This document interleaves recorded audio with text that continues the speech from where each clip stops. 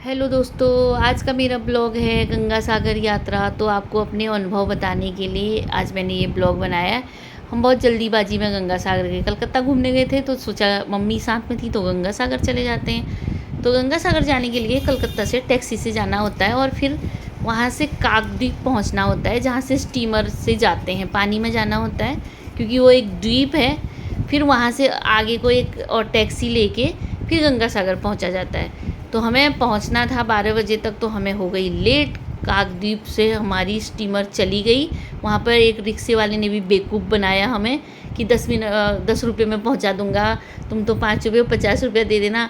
हम उसमें बैठे और वो इतने में तो हमारे सामने से स्टीमर निकल गई और कहीं रिक्शे में नहीं जाना था, ऐसे ही चले जाना था।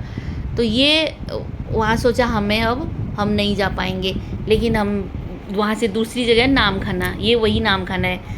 अगर कभी भी कलकत्ता से जाएं तो काकद्वीप से अगर नहीं मिली स्टीमर तो 10 किलोमीटर और अपनी जिस टैक्सी से आए हैं उसी से चले जाएं आगे बाय रोड, तो नाम खाना में स्टीमर मिल जाती है। हम बड़े घबरा गए थे, हमें नहीं मिलेगी बोल के बड़े खुश हो गए। फिर फोटोग्राफी वीडियो सब हो गया और बैठ गए, मम्मी को ऊपर बिठाया और ये गंगा जी के दर्शन आप भी कीजिए। बहुत खुश हुए यहाँ पर हम कि फाइनली हम गंगा जी के दर्शन कर पाए और बैठ पाए स्टीमर में। ये गंगा है, यहाँ पे बहुत चौड़ी हो जाती हैं, बहुत सुंदर दर्शन होते हैं। इतना सुंदर दृश्य था।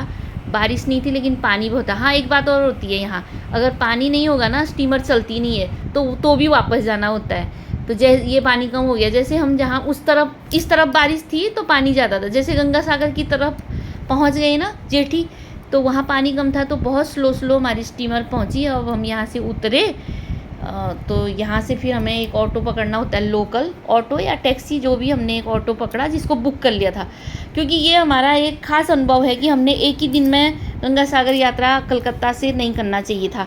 रात में वहाँ रुक जाते गंगा सागर और अगले दिन जाते तो तब अच्छा होता, पर हम बहुत जल्दीबाजी में गए थे।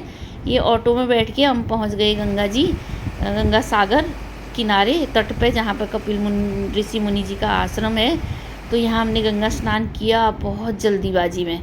मम्मी को कराया क्योंकि वो साथ में थी, चल फिर नहीं पाती हैं ज़्यादा, और उनको पूजा श्राद्ध तर्पण करवाया।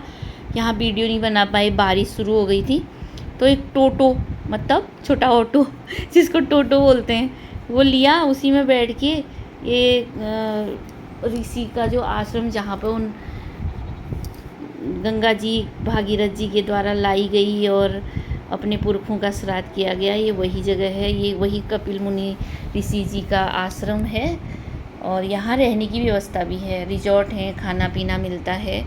तो हम लोग यहाँ पे थोड़ा घूमे क्योंकि हमें रुके नहीं, हमने चाय तक नहीं पिया, बस देखे और उस जैसे गए थे वैसे ही इस ऑटो में बैठ के वापस आ गए। बारिश भी हल्की शुरू ही थी, बारिश चल ही रही थी हल्की हल्की। और क्योंकि 2 घंटे में हमको बोला था अगर 4 बजे तक वापस जेठी नहीं पहुँचोगे तो लास्ट स्टीमर निकल लेगी, 4:30 निकल जाती है। तो बस कोई चाय नहीं, कुछ नहीं, भागम भाग मम्मी को पकड़ के बच्चे लेके हम स्टीमर में जैसे तैसे चढ़ गए भैया, क्योंकि नहीं तो वहीं रह जाएंगे गंगा सागर, और रहने की भी कोई व्यवस्था नहीं। हम तो बस ऐसे आए थे, रात तक हमें होटल मतलब वापस कैसे भी हो जाएं, फिर रात में निकल लेंगे। जैसे हम स्टीमर में बैठे फिर बारिश हो गई बहुत तेज़। ये बहुत विहंगमय दृश्य था, थोड़ा डरावना भी था। स्टीमर के अंदर पानी आ रहा था तो स्टीमर बंद कर दिया था। बीच में जब थोड़ा सा कम छींटे पड़ रहे थे तो खोल के देख रहे थे। धरती आकाश एक हो जाना का जो मुहावरा है ना, मुझे आज ही पता चला। इतना सुंदर था लेकिन डरावना भी था।